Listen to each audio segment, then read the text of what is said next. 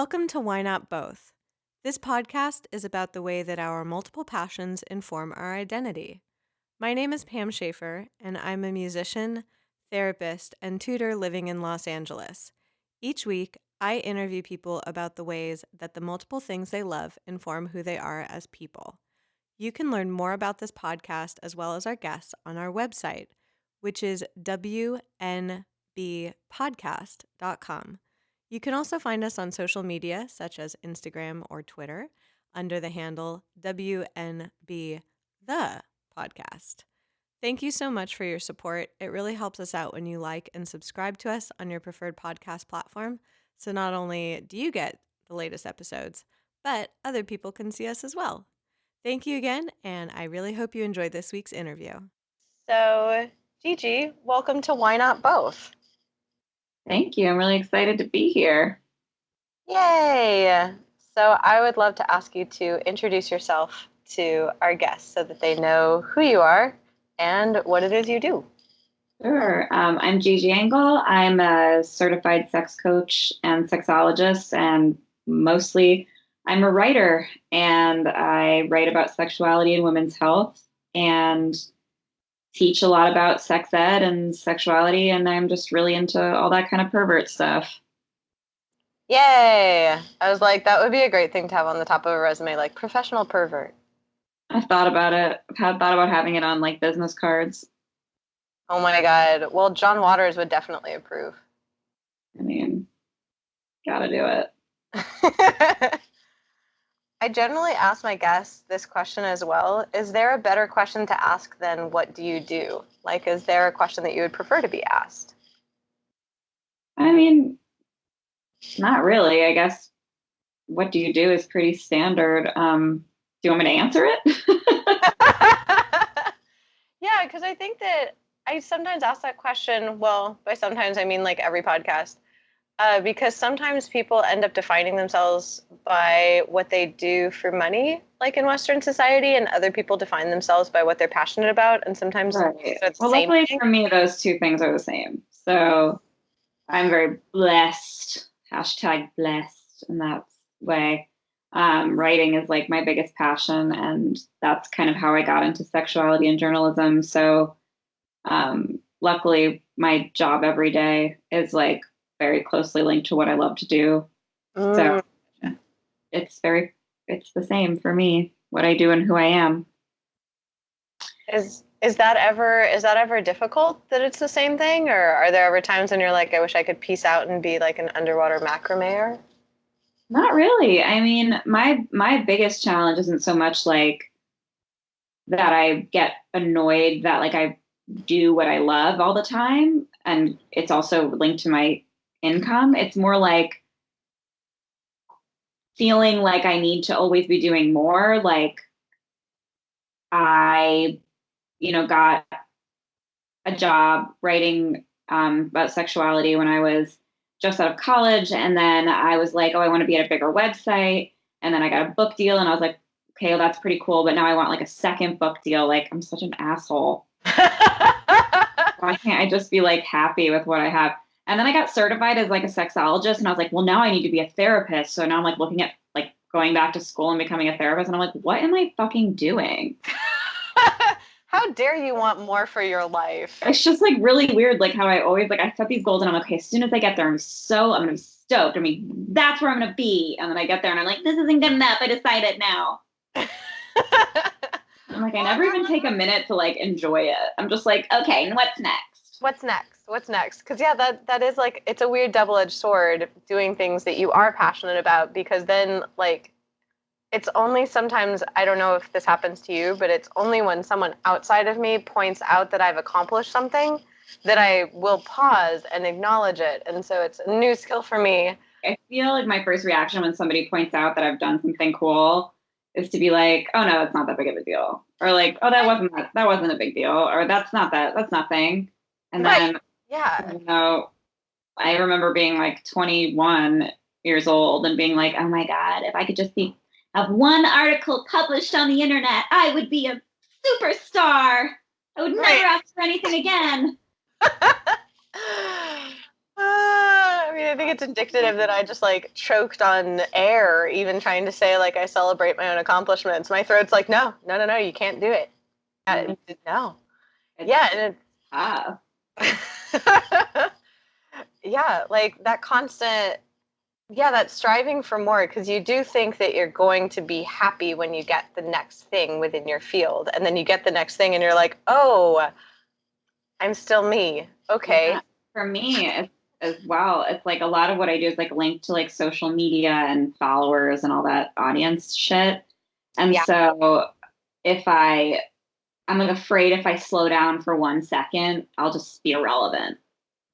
Yeah, like that definitely, that kind of dovetails with a question that I had for other guests of like the time and effort that you put into things and how you let that define your interests and your passions.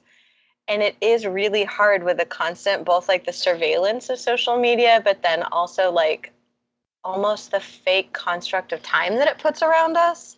Oh yeah. And I mean, I've almost become like, I really don't love social media. I love attention. So like, and like the two things are kind of linked and inextricably linked, right?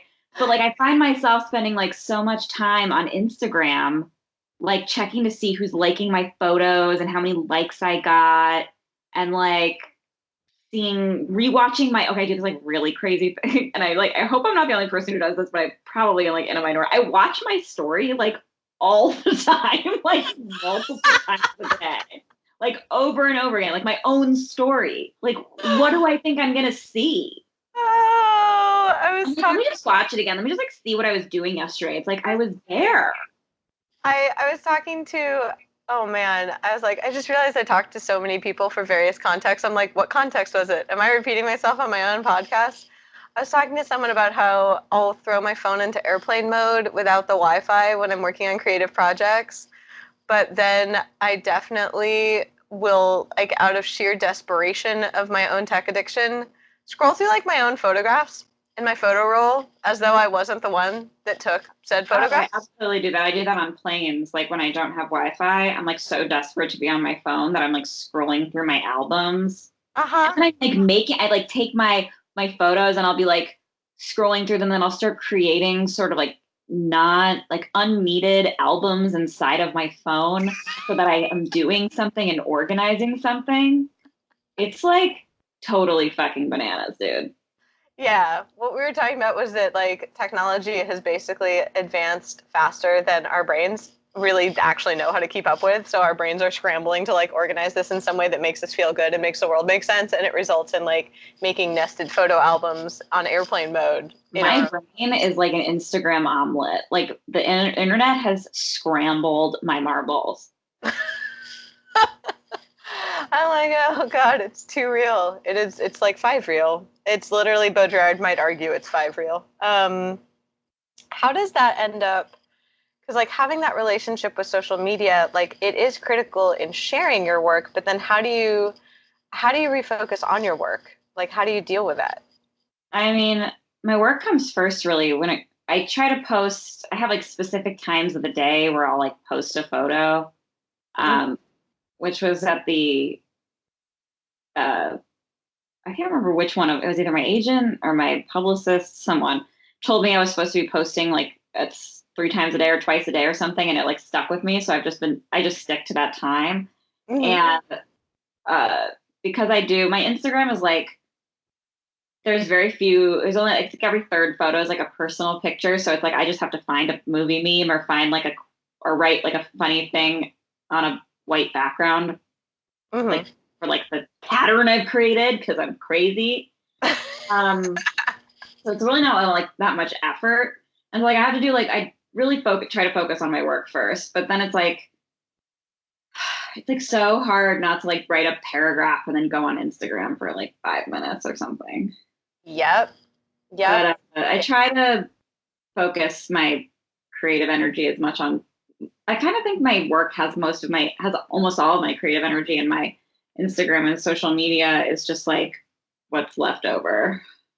Well, and it sounds like it's almost an extension of it, because I was curious to almost kind of rewind and ask you what the main topics that you write about within sexuality are, because like for people listening, like thankfully I've had the opportunity now to interview people who do so many different things, and then I realize, wait, we should explain what these things are to people who are listening and might be like, I'm not a writer of sexuality, and so I'm like, okay, what do you fair. I mean, within sexuality, like I run a pretty wide, I throw a pretty wide net as far as topics go, but I'd say for like the most part, like my readers and are women, and I write a lot about like sexual concerns, like questions that a lot of people have that they are kind of afraid to ask anyone else, like about low libido and like porn usage and like I was gonna say sex drive as if that were not like a thing, the same thing as low libido.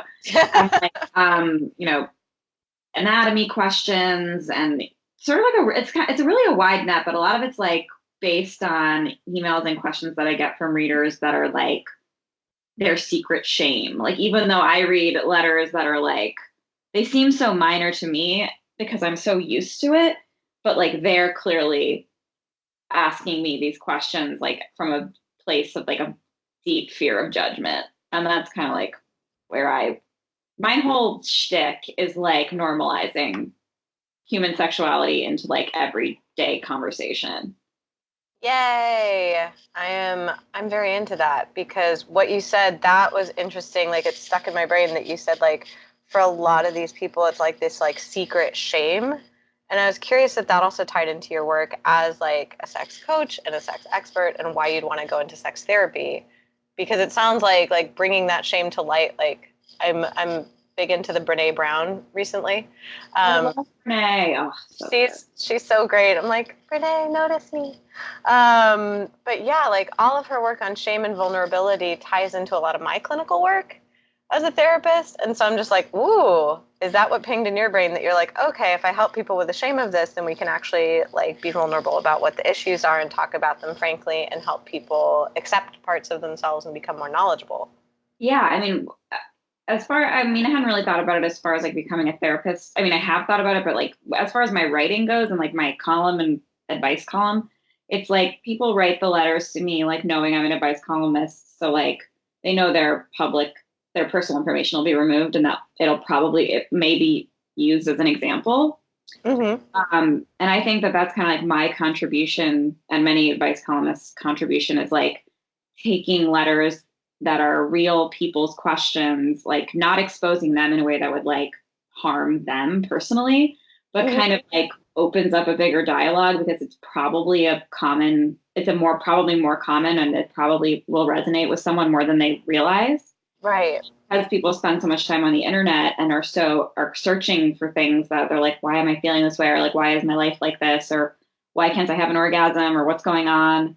And then when you like, you read a letter like that and you get like, and read an honest response, it's like, oh, I'm not weird. I'm not like a crazy person for feeling this way. And I think that that's reassuring.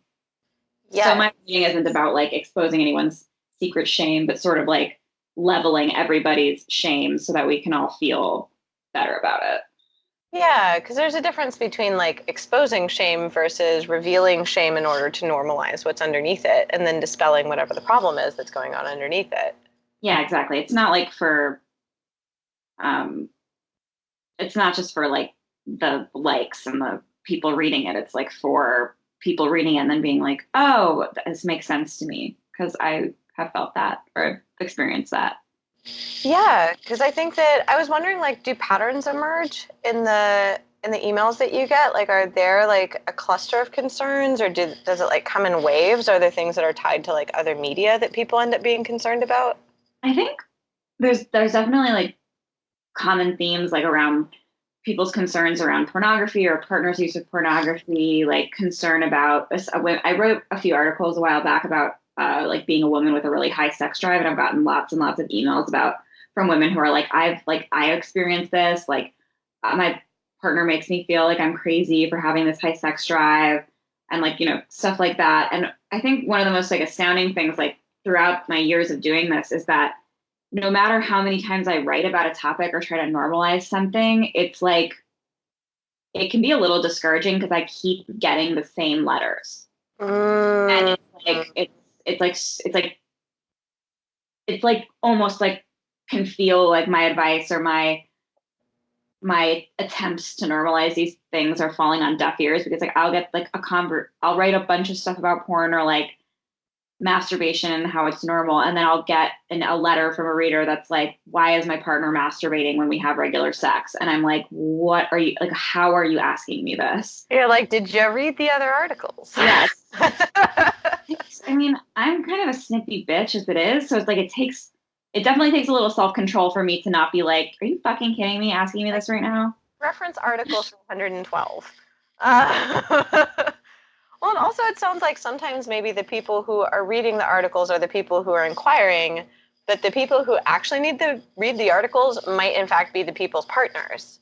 Like hearing, that it's like the women who are experiencing high sex drives and they're being shamed by their partners. I'm like, are they in hetero partnerships? Are they talking to their partners about this? I'm already the like clinician in me is I'm like, oh, tell me more.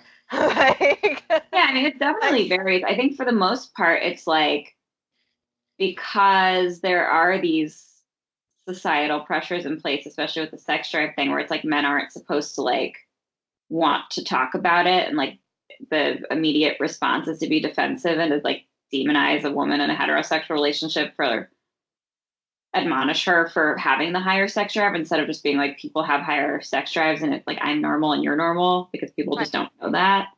right. So, and once you've talked to your partner about it and they're like, no, like you're a crazy, like wanton sex beast, like you're really weird, like you're not going to want to talk about it again. So at that point, that's usually when I get a letter being like, I don't know what to do. Right, right. And how does it feel being in that role of being kind of the receiver of these letters and getting to write about it? I mean, it's like an honor in a way, because it's like being trusted with that kind of information. And also it's, it feels like a lot of responsibility, because, you know, what you say, and this as a therapist, like what you say to somebody can like really alter the way they feel about themselves, or can really like fuck them up.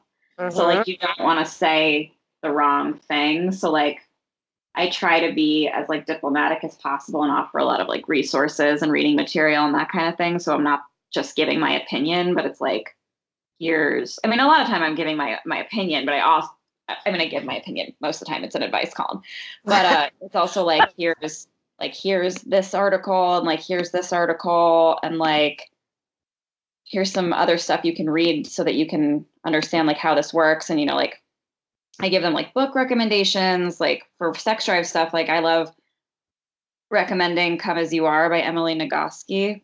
I love that. Yeah, I love her. Like, she talks about the dual control model and like the responsive and reactive desire. And I think that stuff's like really helpful for women, because even when I read that book, like whenever it came out, there was stuff in there where I was like, fuck, like I never knew that. Yeah, yeah. And it speaks to, I'm going to link to everything in the episode description and on my website. So we can link to your stuff. We can also link to this book. I really quite like it as a human and a clinician, because it gives words to concepts that I knew existed, but it's phrased in an elegant and concise way that you're like, oh, now I can hand this book to someone or like quote from this book about what responsive desire is, and it makes sense, as opposed to just being like, oh, I don't know. It feels nice when people like me, and then I remember I like people. It's like, no, that sounds. I mean, I love like reading books. Like one of the things to go back to like how it feels to have people write those letters to me. It's like, it's also a little overwhelming, because I find like, because human sexuality is so complex and I'm learning new things all the time. And there's stuff that I never even thought of sometimes that you like read about in a book, and then you're like, oh, fuck, I never thought of that. And so when I'm giving someone advice, it's like also like questioning myself and like wondering if I'm like missing something or like forgetting something that they really need to know. And like that can be a little bit intimidating. But I just do my best. And I have to, at the end of the day, like try to remember, even though I'm not good at this, I have to try to remember like that I am just one person, and I'm not gonna like write a letter to somebody and like change their entire life forever, probably. So I should just Right. do my best and give them the information I can. That's the best you can do. Like, I feel that vibe strongly, where being in a position of potential influence as a therapist, as an artist, where you're like, okay, it's going to make an impact, big or small, maybe on someone who I'm interacting with, and being responsible about what that impact is, but also knowing that, like, the world's a weird place and sometimes things are outside of your control, especially the way that people take things. Like, you can only control what you put out into the world. So you're like, okay, I'm just going to do my best and hopefully not lie awake at night at 4 a.m. looking at memes to assuage my anxiety. Not that that happens frequently. Yeah, I mean, it's definitely a lot, like, man, it ain't easy. How does that tie into your work as actually coaching people? Like, I'm curious about that too. I was just like, oh, that pinged in my brain. Like, what do you do in that aspect of your life? I mean, when I'm coaching clients, just a very different dynamic, I feel like, because it's like not just one person writing one letter and then you respond. Um, but with coaching, it's a lot more like proactive, and I feel like I get to know those people on like a fundamental level so much better. That being said, it's kind of been a while since I've had an actual client because I'm moving back and forth from Chicago to London now, like really frequently. And so I haven't been able to get on a reliable schedule, and I don't want to put somebody in a position where I have to like cancel on them. So I'm definitely going to dive more back into the clinical practice, like when when I move to London and I'm actually like in one place and can devote that kind of time, because it's so much more complex. I feel like you're much more responsible for a person's overall sexual well-being as a coach or a therapist or a sexologist than you are like for an advice letter.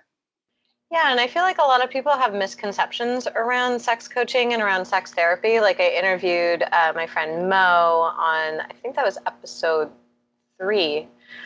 She's a sex therapist in Los Angeles, and she and I talked about her work, and we joked about, like, people have all sorts of wacky ideas about what you do as a sex coach and therapist. So I'm like, please dispel some myths. Say what you actually do. Yeah, I mean, a lot of people, like, well, really a kind of an alarming amount of people still think I'm a sex worker. I don't have any problem with sex workers. Like, I have many sex worker friends and have tons of respect for them. But it's like people don't know the difference between what I do and a sex worker. Yes. So and that to me, it's not the sex work part. It's just like why don't you understand this? It's not that hard, like, concept, because people just don't get it. Right. Right. And so it's like, yeah, I was thinking about the same thing where it's like, sex work, awesome. Sex coaching, awesome. Same thing? No. Very different. Different words. different different concepts. What do people usually come to you for when they're looking for a sex coach? I mean, usually they're coming with a pretty specific problem, or not so much problem, but like a concern or an issue they're having in their sex life, like whether it be, they're having trouble with low libido, or they're not really sure like where a relationship is going, or they've like, never had an orgasm, something pretty specific to start. Mm-hmm. And then it can kind of like develop from there. So with sex coaching, it's not like therapy where you are dealing with a lot of like background and like upbringing and that kind of thing. It's much more like future oriented and action plan making to kind of get people where they want to be in their sex lives. And sometimes, people come to me who they want coaching, but they're not they don't need coaching. They need therapy. Got it. So I'm like, okay, that's totally fine. Like, and I'm like, that's fine. Like, I have to understand that, like, they don't know.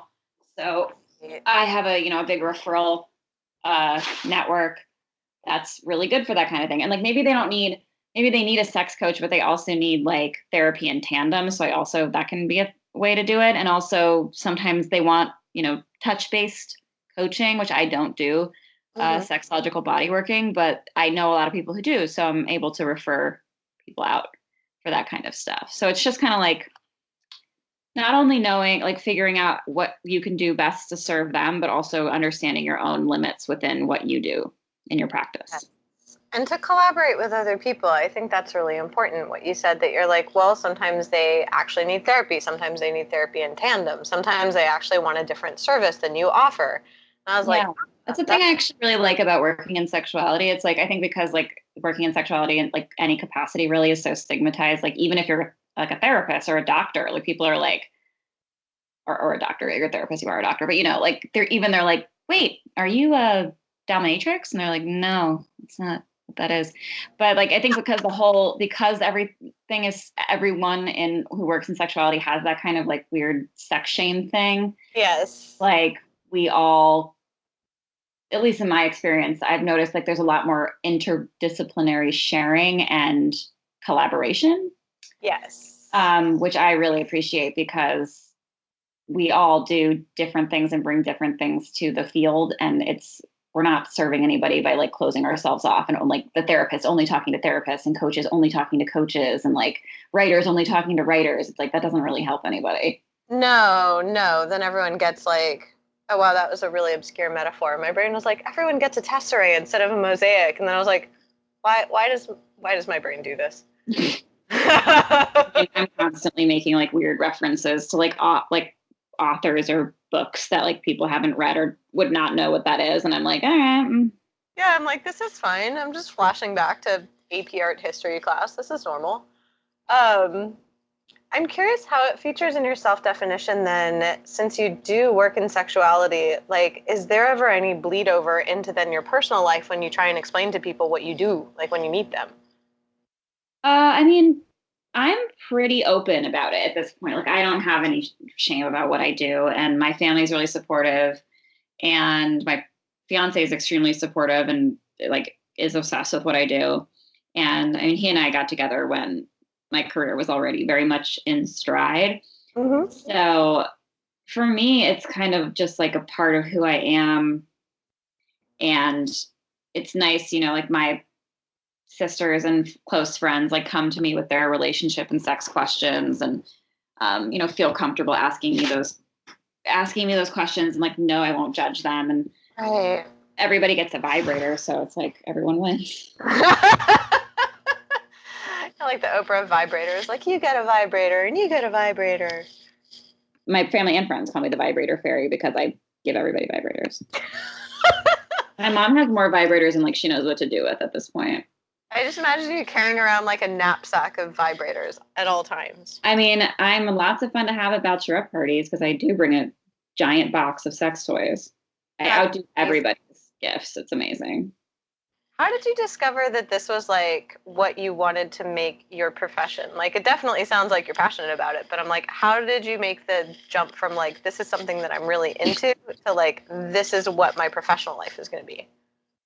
I mean, I was always a writer, and I always knew I wanted to be. So I majored in journalism, and I wanted to be a journalist, and I still am, of course. And I wanted to just write about lifestyle stuff. I just wanted to write about things that were relatable. And when I started at my first job, we were really lacking in sex content, and I just love writing about sex and like love being outrageous and like writing ridiculous things. Like one of the first articles I wrote was like, can you change like the way your vagina tastes by like, or vulva tastes and vagina, like by eating different foods? And I like, obviously the answer is like, no, it's like all about like lifestyle. But like the best part about the article was I got to write, I guess my dreams of having a champagne flavored pussy are dead.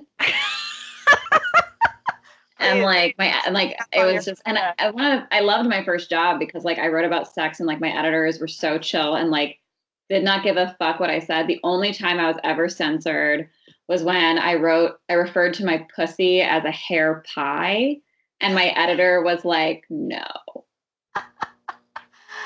I wonder why they were okay with champagne, but not with hair pie. I think it was just like my editor, I was sitting with her while she was editing it, like at her computer, and she just goes, this says hair pie. And I was like, yeah. And she's like, yeah, I didn't think we had a line, but I think we've found it. Can we find like an alternative way to say this? And I was like, I guess, whatever.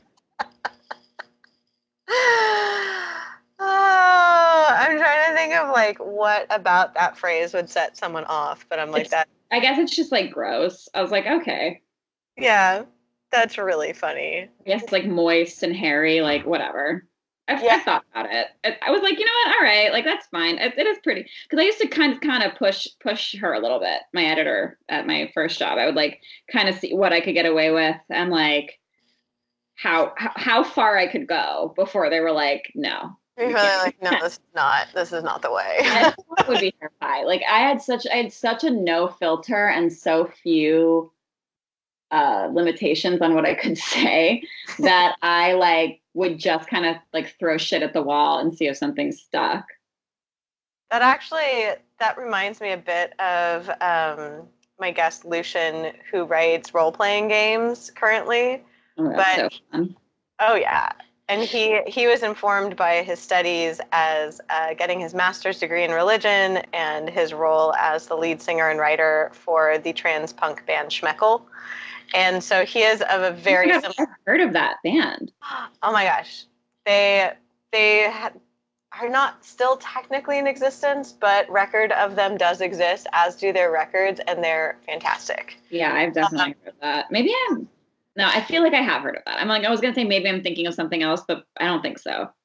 They're a very specific band, and they are very beloved in my heart. And his philosophy in life is very similar, where like he defines himself as a funny, creative person, and it's just like I'm gonna do that in so many formats and see what connects with people and what sticks. I really relate with that. Like I kind of just identify myself as like a weird sex pervert who kind of likes to be as out there as possible and kind of use myself as like the sort of like barometer for other people to hold their own sexual convictions against or their own shame against because it's like, look what I'm doing, just you're fine. How does it feel to be that person where like people can look at you and be like, oh, well, she's doing that, I think I'm okay? I honestly just like have never really given a fuck. So it's like I'm fine with it. Like there are times, like where it can be a little bit, I wouldn't say like overwhelming, but like kind of exhausting to be like so on and be such a big personality all the time can be a lot, even for with me where it comes pretty naturally. Mm-hmm. And that can be like, can have its own set of challenges where I'm like, oh wow, it's just exhausting. Like it's almost like exhausting being my biggest self as much as I have to be. I was gonna say, because does it ever feel performative after a while, where even though it is a part of yourself, after a while you're like, can I just maybe be like the face mask pervert or the like I just need a snack right now pervert? I feel like it's not so much about the sex, it's about the being the pervert of anything. It's like being the wild, crazy person in any context can be that energy is what's exhausting. It's not so much like the sex aspect. It's just like the constantly being on. Right. Are they ever surprised if they encounter you and you're kind of like just in off mode? People don't really encounter me that way. I'm pretty careful about it. I mean, my fiance calls my crazy wild shit. He calls it like he calls it public Gigi, which he did not make up because that would be kind of rude. I made it up. I called it like public Gigi, where I was just like being my like exuberant, like life of the party self. And I think I'm like much more mellow when we're alone together because like I don't have to put on airs or be like because like I'm like this fucking crazy bitch on Instagram, right? I'm constantly writing about sex shit and like being like champagne flavored pussies, blah. And so like it's a lot. So I'm not constantly doing that, just like on my as much like public interaction as I can. I try to not burn myself out by committing myself to too much, I guess is the way I would say it.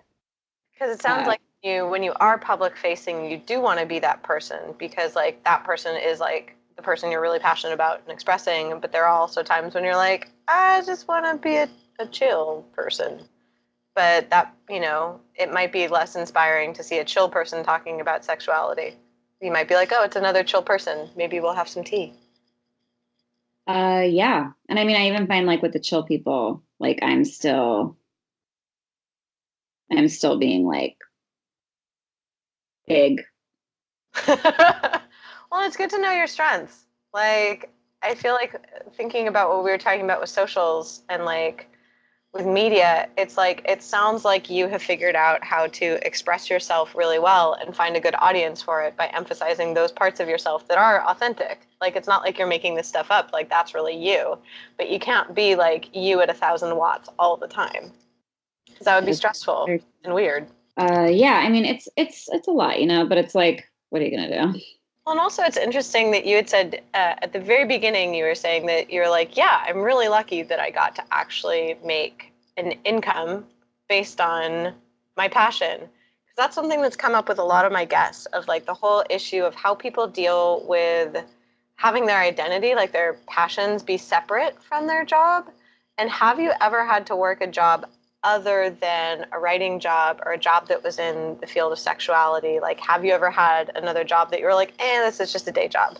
I mean, yeah, I mean, not really. I've been very fortunate in that, like, when I graduated from college, I kind of got to work in a media company right away. My first job out of college wasn't like writing right away. I was working at the company where I ended up writing about sex, but I was doing a lot of I was like searching the internet for like trending news, I guess. And that was like my whole job. Like I would do that all day, and it was so fucking boring. I'm curious, what do people like to read about on the internet, or does it change? I was looking for like actual like hard news, and it was so fucking boring. And I would have to like go on all these different websites like all day and check to see if they had like added new stuff. And then if it was, I don't even fucking know what I was doing. I would be like, oh, like this is news. And then like I had this editor who would have to tell me if it like was worth writing about. And then I have to wait for them to say yes or no. And if they said yes, I would like send it to who was supposed to like write a thing about it. It was so fucking lame. That sucked so much. It was like so mind numbing. It made me want to shoot myself. But eventually I just like really, really hung in there and was like, I'm just going to hang in there and hopefully it'll just work out. Well, and I ended up like writing a bunch of articles. Like I wrote a bunch of articles at night. So that I would be able to eventually show people that I was getting the likes and the views and all of that stuff that I needed to be able to be on to have a staff writing position. Got it. So it sounds like you were able to kind of like coast by in that job, but that you were actually writing at night so that you could be like, no, this is legit what I want to do. Yes. Gotcha. That makes sense. Because, yeah, that job does sound mind-numbing. And especially it sounds more reactive than proactive, which, like, from what you said in this conversation, you seem to be a much more, like, proactive person. Yeah, that's what it was kind of like. And it was really frustrating because I really wanted to be a writer more than anything in the world. And all I saw were people who were writing the stories that I wanted to be writing. Oh, gosh. Yeah. Yeah. And so that was fucking stressful. So yeah, so I would like watch these people doing basically a job that I wanted to do, and I'd be sending them articles like I wanted to write up, and it was really frustrating. Luckily, it didn't take that long for me to move. I mean, it felt like it was a fucking century, but realistically, it was only like a year. But I was writing a lot on the side, and like that it was kind of cool because it wasn't that hard to break into it. Like I was writing a lot. They told me I could write for the site when I started working there, and I was like, okay, so I would do it kind of on my free time. And then I would we had like a calendar where you had your like main big articles, I guess. And I got like a spot on the calendar, which was very exciting. Yeah, and then eventually I became the sex writer, or the other people wrote about sex and dating too, but my main thing was like writing about sex. And it was really cool. And then I worked at a different company very briefly, but I they laid off half their editorial staff like, kind of overnight in this weird kind of bloodbath situation. Ew. Yeah, and I was kind of like, oh, I'll figure out. And then I got my book deal like a couple of weeks later, like a month later, which was really random and cool. Wow. Yeah, and I had gotten laid off and I was freaking out and I was like, oh my God, what am I doing? I have a full-time job. And I was like, okay, I'm going to try the freelance thing and see how it goes. And if like in 3 months I'm not making good money, like or like money I can live on, I will like go and get a full-time job again. But it ended up just kind of working out, and it's been pretty chill ever since. I mean, some months are better than others, but I'm kind of waiting for everything to like blow up in my face, but I'm going to like try to be positive. Well, and that was actually going to be my next question was like, how did you transition? And that sounds like you gave yourself a reasonable on-ramp to be like, okay, I will try this for 3 months and see what happens. Because I think that to be in a freelance position, you do have to be pretty self-driven. Like you do have to be pretty on the ball and follow opportunities and pitch different things, because it's not like people are just going to like be like, oh, a sex writer. We'll all flock to you. You're the only one. And so I was just like, that seems like it matches your temperament too, to like be pitching things and finding things. Yeah, I mean, I hadn't really tried it until I was doing it. And then I was just kind of like, oh, this isn't really that hard. I mean, it can be challenging, but I've found that when it comes to sexuality, like there's always something new. And there's always like interesting takes on it. And also like I'll be writing about, something for one site, and then I'll be like, oh, this would actually also be a good fit for this other site. So it's not like the same article, obviously, because that would not be chill. But It's like I can cross pollinate with topics, which is, I think, actually a good thing, because like I write a totally separate article, but that way the information is in 2 different places and more people have access to it. So I actually think that really works out really well. Well, and that goes with spreading the message of like dispelling shame and giving knowledge to people. I'm like, that makes total sense. Like, I am on board with that. And I'm curious now, I'm like, what's your book? I'm like, you got a book deal, which logically means there's a book. Is there a book? Yeah. No, there's no book. It's just a book deal. Just a deal. It's called All the Fucking Mistakes, and it's coming out in January. It's a guide to sex life and love, but it's like also driven by like my anecdotes from my wild past, which doesn't seem like so wild now that like I've reread some of it, but at the time it felt very, very crazy. Well, yeah. And to some people, they might read it and go, oh, whatever. And other people might be like, oh my God, what? There's definitely going to be people who read it who are like, ew, what is wrong with you? The words Harry and But when I was rereading it, like having lived as much life and I guess like I'm 28, it's like not that much life, but like having lived more life than I did when I first wrote it, I'm like, oh yeah, this isn't that bad. You're like, I made it out the other side. We're all good. I mean, I definitely was like a wildly out of control teenager, but like kind of in like a funny way. Like when I was like 21 and looking back at those like few years behind, I was like, oh my God, why was I like that? And now I like look back and I'm like, that's actually really funny. I don't know if you're like me and still have some of your journals from when. God, all of the journals. Boy, is that a treasure trove right there. Oh my God, just so embarrassing. Yes. And then for a while, like before, like for a while, actually even after I started working at Elite Daily, like I had a blog called Cigars and Jewelry and like Fun Story. It was like one of those like really shitty WordPress blogs, and it still exists to this day because I insist on having that thing like memorialized so people can see it. It is a fucking treat. It is so horrifying and like so fucking bad. And I like clearly thought I was being like super deep. Yes. And like being like really like emotional and like connecting with people, like my deep ass writing. And it is so fucking bad. It's like riddled with grammatical errors and spelling mistakes. It's like the stories are so stupid. And I'm just like, what? Like, why did I do this? And like, I thought I was being so cool. I was like giving all my ex-boyfriends like colors as their code names. Yes. It was so dumb. Oh, but also it's like really funny because like I don't see any point in me trying to hide it because it's like I may as well just like own it and people can see it and just see how far I've come. Because I'm not one of my biggest things is like I'm just like not trying to hide anything. It's like, yeah, I've written some embarrassing things. There are a couple of articles on Elite Daily that I've written that are like so embarrassing.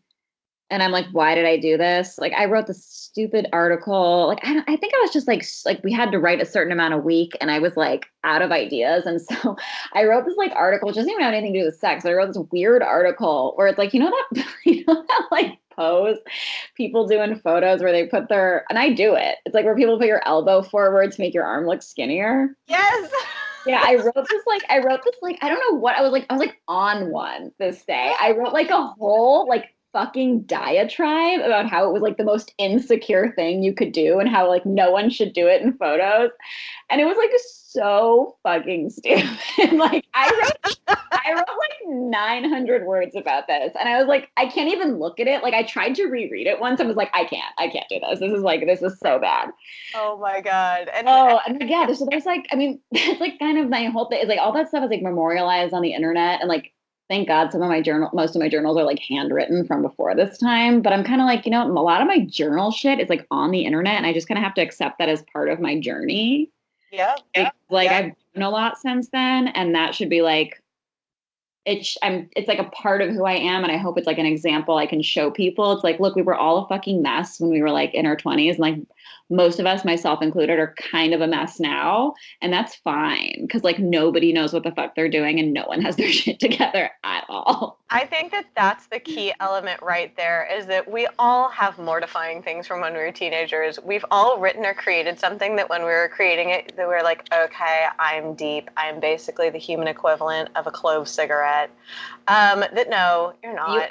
You have to link to cigars and jewelry on the show notes so people can see it. Cause like people need to see that. It's so fucking bad. I was weirdly with a friend from high school and college last night who was like visiting me in London, and I had my fiance pull up the blog because he'd never seen it, and he like read one post and like he wouldn't even comment anything because it was so bad that he was like afraid I'd get mad if he was like, this is the worst thing I've ever read in my entire life. So he was just like wouldn't even comment. I even brought it up today and he just was like dead silent, but like kind of giggled a little bit because like we both know it's so bad. And holding on to that and knowing that like you're now a sex coach and writer. Yeah, I mean, I keep paying for the domain. Like it's live. Like that thing lives on. It's a part of my past, and deleting it isn't going to make it really go away. Because like people have seen it, people know what it is. I've talked about it a million times. It just is what it is. And it's like, look, I was 20, whatever, 21, 22, whatever, when I was writing that, and it's like terrible. And that's all I have to say. Because like, what am I going to say about that? And sometimes it's important to create terrible stuff because like creating that like terrible cringe inducing stuff is the stuff that led you to then create not terrible cringe inducing stuff. But it's almost like if you don't create that stuff first or somewhere along the way, it's going to come out at a weird time anyway. So it's like, why not get it over with? Why not? It'll stop you from creating if you're afraid that what you're making now is like going to be cringeworthy. So if you don't make it, it's not going to lead to better stuff. So I'm just like, I kind of accept that I'll probably look back on a lot of the stuff I'm writing even now and be like, that's horrid. I don't know what I was thinking writing that. But it just kind of, it's like, I'm just a fucking human, It's like, whatever. Yeah, there are demos of songs that I have listened to that I recorded in my attic in college that I'm like, well, I guess those are sounds that a person could make. That's worse. Oh God, songs like, speaking of songs, like the horrible poetry I used to like write in my wretched journals. Like, good thing none of that's on Cigars and Jewelry. That would actually have to get deleted. I was looking at an old journal that I found in my room, and it had all of these like wretched poems that were so bad and like pseudo angsty. Oh yeah. If upon my passing, if anyone chooses to read my journals, you're in for a really painfully awkward emotive ride. Yeah, it's like, I'm really sorry, but also you're welcome. Exactly. It's like, thank you and I love you, but no thank you and I hate you.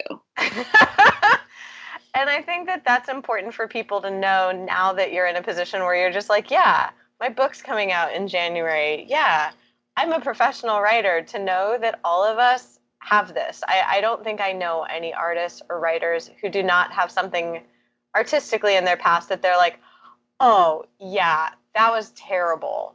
that was Yeah, like people are always talking about artists like early work and like how it evolved. And I'm like, look, like my early work is fucking trash, but like you take from it what you want. Yeah, and it's like you can only go up from there. Yeah, not much tell you, man. Like, and people have like tried. I'll get like a random, because I don't really get notifications for the blog, but occasionally someone will find it and like comment something like ridiculous, and I'm like, what do you want me to do, man? Like, Yep. sorry, dude. They'll be like, I can't believe you would write this, or like, you call yourself a sex educator, and I'm like, girl, like that post was from like 2015, like, or like 2014. Like, let's relax. Well, and also, like you said, like you're an educator, but you also are invested in educating yourself. So I think that it's actually important. Well, I was going to say this is my opinion, but of course it's my opinion because I'm the one talking. Like when I was like, I give my advice sometimes, like in my advice articles, and I was like, no. Like this is a lot of me. But yeah, I'm of the opinion that it's important to show you learning as well when you're in the position of, in a way, like in a position of authority, because you're positing yourself as an educator, to show that educators make mistakes and therapists learn new things. And like it would be really false presentation to be like, oh no, I knew this all along. I'm perfect. I'm fine. I of course knew this. And it's like, no, sometimes you said things that were misinformed, and sometimes you did say things that were misguided that then you learned, and you can show that there can be growth instead of like a fixed mindset. It's not like all of a sudden you come out as this, woke magical being. Yeah, absolutely. It's just like whatever, like we're all just trying to figure it out. I think that that's like a good piece of advice, because I was like, one of my questions is like, I ask, what might you tell your younger self, or people who are listening, like, what would you tell them? And it's like, we're all figuring this stuff out.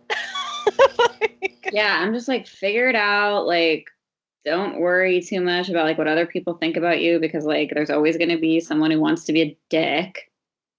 Yes. And just like do your thing, girl. It's always going to be the haters.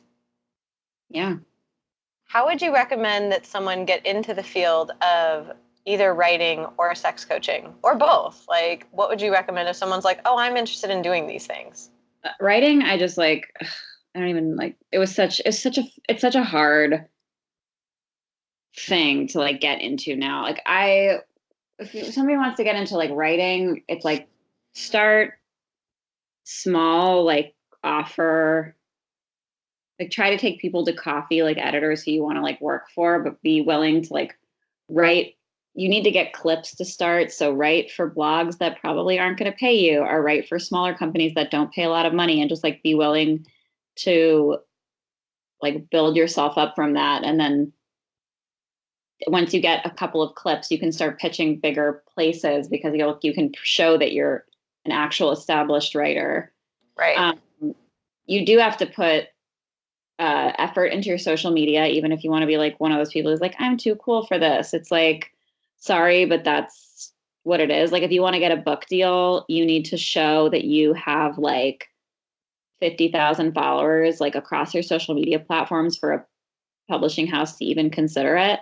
Right. So it's like, sorry, it's not based on talent anymore. Like, you're not JD Salinger, and it's like not the 70s. Like, sorry. But like, sorry, boo, but that's like not going to happen. So it's like just kind of seeing it. If you want to be a writer, it's like you just have to be like really practical about it and understand that it's not just about like your talent as a writer, even though that it's important.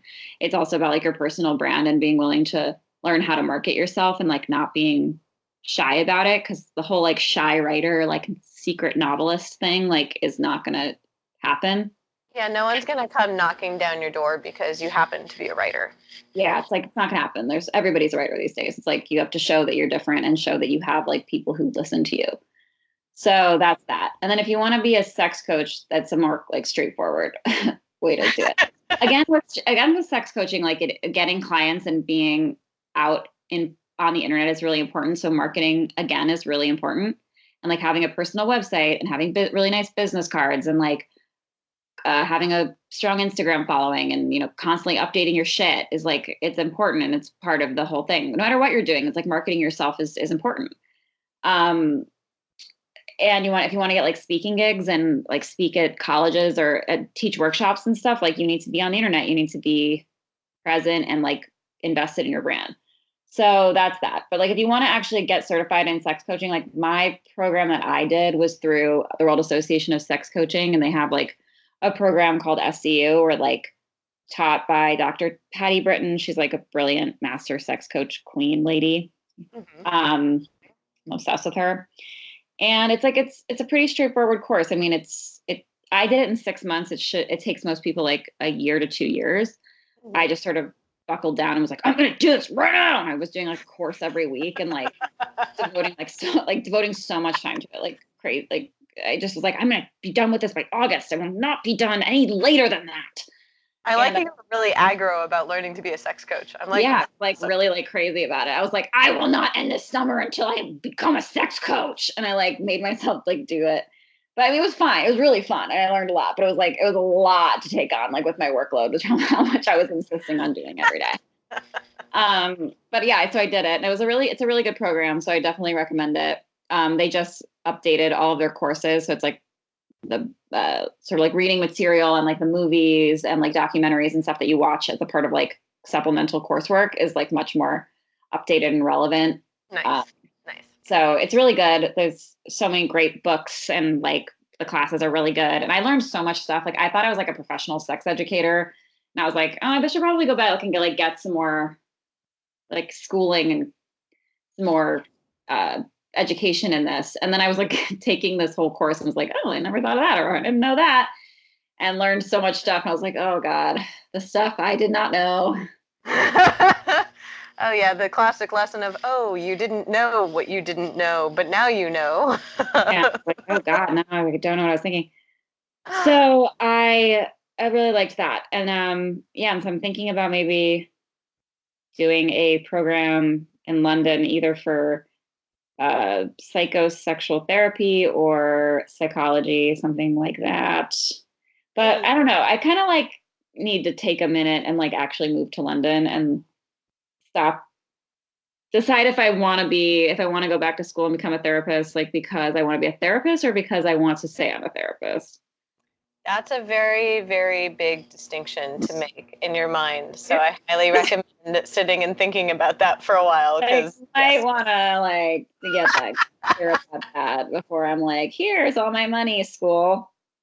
Yep, because that's definitely, I mean, and that speaks to kind of like even the essence of the podcast. The reason why I started it is that like I'm a therapist and a musician. And like for a while I was like, am I a real musician because I'm a therapist? Am I a real therapist if I'm a musician? And it throws your whole idea of identity and purpose into question, or at least it did for me. And so that's definitely a really good thing to think about, where if you're like, yep, I'm a sex coach writer, and then you're like, I'm a therapist, you're like, am I a sex coach writer therapist? Am I a therapist writer sex coach? I feel like the coach therapist distinction would be easier for me just because I know more people who do that. It's like there's a lot of, especially being, I don't know about the US, but I've done most of my research as far as like international certification goes. And like, if you are going to practice in Europe as a therapist, I don't know if this is true in the US. You'll have to tell me. You're not supposed to write about like your personal experiences. Oh, so I don't know how that would like, because my stuff is already on the internet, but also so much of what I write is based on that. So I'm like, is that it's going to compromise my writing? It's kind of like a no-go. It's more of an ethical concern of like, how much do you feel your client should know about you that would be either helpful or hindering their treatment? So it's like, if it's helpful for your client to know that you're a sex educator and like read articles that you've written so they feel comfortable that you can write about sex, awesome. If your client, on the other hand, is just like, oh, this person has the same life experience as me, I relate to their life experiences, if they like over identify with you potentially, like as a person, that might be a hindrance to their therapy, because then they'd be more focused on like, oh, all the fun things we have in common. And that's actually more of like a friend relationship, or like, kind of a audience writer relationship than it is like a therapist relationship, because then they already have like a preconceived notion of you. Yeah, and Yeah. I mean, it makes total sense. It's just like, I got to think that through, Yeah, and it definitely, I mean, that's why my band name is different than my therapy name. I mean, it's obviously the same person. It would be creepy if I was like, no, I'm like Hannah Montana. It's a different person. But like, I wouldn't necessarily want someone coming to my clinical practice because they'd heard my music or vice versa. But that would be an interesting thing to consider of like, what happens when you do become a therapist? Because then, for me, at least in the office, my focus is my client. Like, of course, I bring my personal experience into it, but I only will talk about my personal experience if I check in with my client about it, because I think it's clinically relevant to something they're talking about. Yeah, I mean, I don't think I would ever, or if I don't know if I ever, not say ever, but I don't think it would be like about me talking about it during a session or with a client, but as much as like so much of me is on the internet that Yeah. like they would know stuff by like a Google search very easily. Yeah. And it's like, that could be, I mean, that might be an interesting thing if you are applying to schools to even talk to an advisor about. And I think that that's an important thing for like counselors, for teachers, like anyone that's listening that also has crossover in other fields, to be like, how much do you want other people to know about you, and does that impact other parts of your work? Because that's like it's a valid concern. Yeah. I mean, I feel like with coaching, it's like it's so similar to the like advice to the advice column field, I guess. That it's like there people who have come to me for coaching are coming to me as like Gigi Engle's sex expert from the internet. Right. Whereas like if someone were coming to me for as a therapist, it would be like a much more private, I really need help in this thing, and like you being a public persona is not really a factor probably in a good way anyway. And So now I I'm feel like like curious. I would probably wouldn't want to go to a therapist who was like famous on the internet for talking about her pussy all the time. And I was like thinking, I'm curious if there are people that like it really would serve them to be inspired by their like, whoa, my therapist is talking about champagne pussies.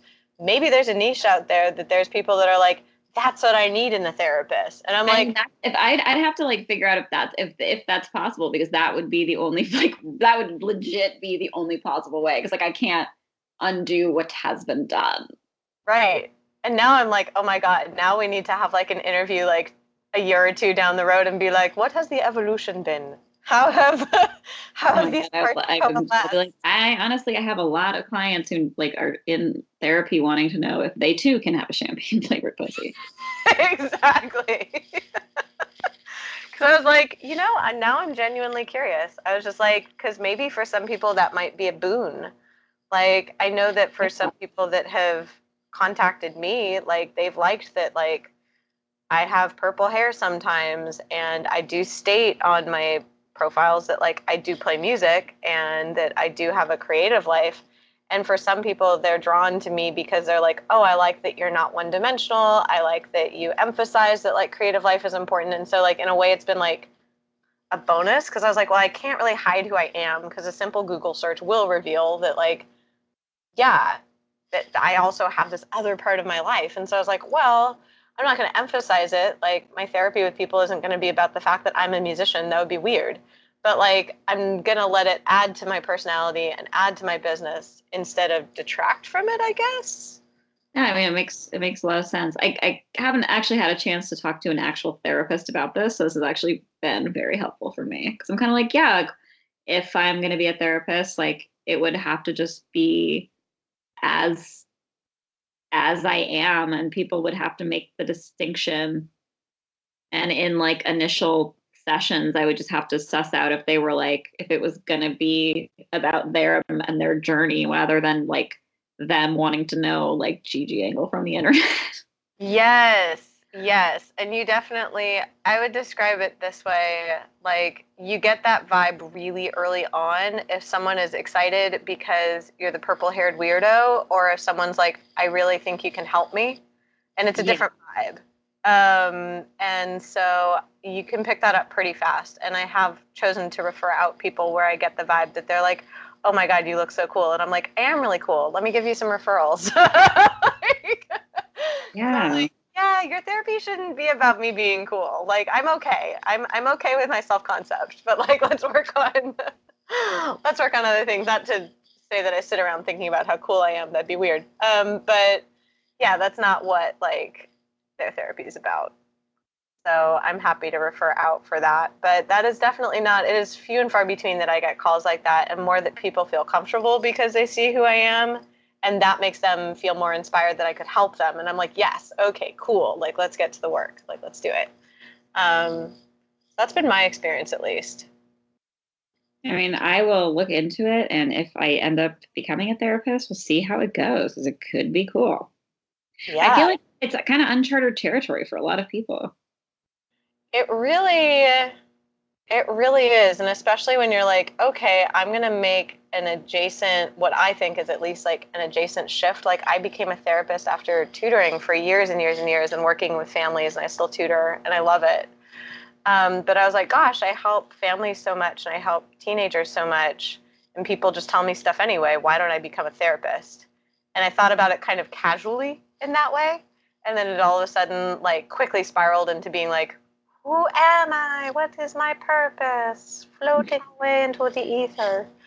Um, but yeah, it seems like it's something that's easy and adjacent. And then you're like, oh, wow. But then, after a while you reintegrate and it's cool. But that is why I started this podcast, is due to that sense of, in a way, disintegration of like, oh, there are these things that I thought were similar. They're not actually similar. They're very disparate. Are there other people like me?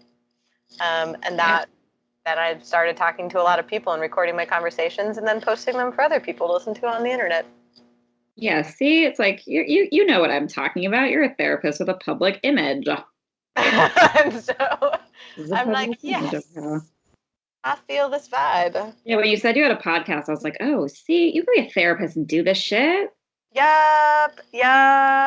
Like, I think that it's very outmoded, the idea of a therapist. It's just a very blank slate, because they found that that doesn't work, because no one's a blank slate. They're a person. Yeah, and also the internet exists. Like, sorry. Exactly. I think that the internet is like our best friend and worst enemy at the same time. So harness the best friend portion.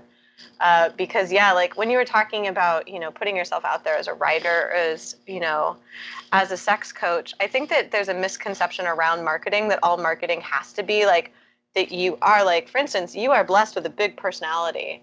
I have a very like time limited big personality, and most of my personality involves like books and looking at things that are lavender colored and playing with synthesizers for hours on end and not talking to humans. But I found a way to communicate that to people that I feel comfortable with. And so it doesn't, like, basically expressing your brand as like a writer or as a therapist or as a musician really is about you. And it's about expressing like the particular things that make you a you. And so I think that that's important to know, like to get to those like 50K followers, find the people that are on your weirdo train. That is so true. Good sentiment.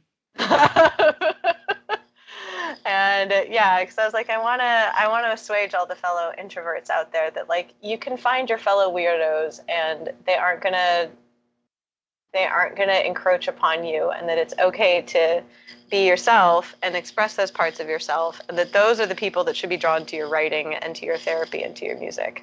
Because they're gonna You're building yourself on the internet too. It's like it's kind of an introvert's dream, because like you don't have to talk to anybody. Yeah. It's like, pretty just great. post on Instagram and stuff and pretend, fake it till you make it, man. Yep. Like I definitely, I was gonna say, I was just like, put yourself out there and get the book deal of your dreams. Like, just pretend you have a big personality. Nobody's gonna know. You're posting on Instagram. Exactly. And also, like, I've seriously posted photos of like my candles, and I'm like, these are my candle friends, because it's true. I live alone and have lots of candles. And people are like, oh, I have this kind of candle and I have this kind of scented candle, and where'd you get that spell work candle? And like, you just put the stuff that's actually you out there, and there are other people that will be like, oh, thank God. I have been waiting for someone to post a silver glitter candle. Really. I appreciate that. I mean, it's like everybody out there, we're all on the internet just being weird, like whatever, just do your thing and like the people will come. It's fine. Exactly. Exactly. Well, thank you so much for joining me for this interview. I'm so excited that I was just like, this is our first time that we got to like actually talk in real time. And I'm like, this is great. Yeah, this has been very, very chill. I feel like we're old friends just catching up. Exactly. Just catching up publicly on Skype. It's the only way. And in my world, that's like basically a coffee date.